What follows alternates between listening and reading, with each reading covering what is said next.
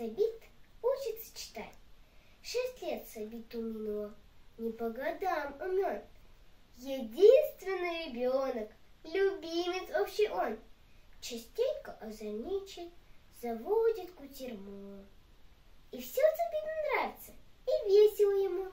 Парнишка он смекалистый, все важно для него.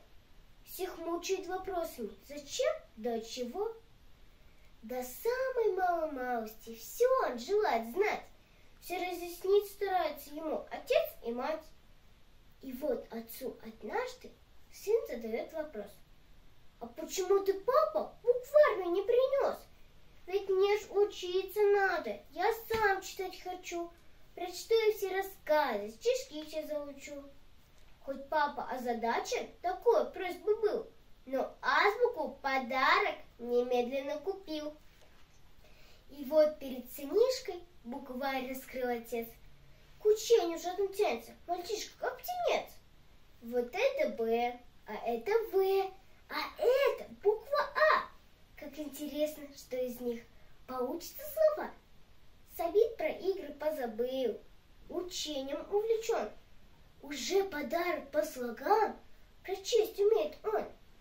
Как видно, книга папина Сабиту по душе. Все до единой буквы он выглядел уже.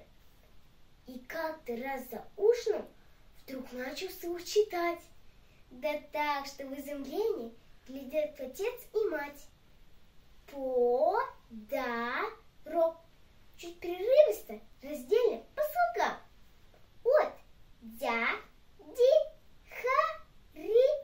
Харитонова, читает мальчуган. Отец от удовольствия в улыбке расплылся. Глотает чай и слушает, и мать и отца. Уж до того счастлива, взгляните вы на мать. Она сынка на радостях спешит зацеловать.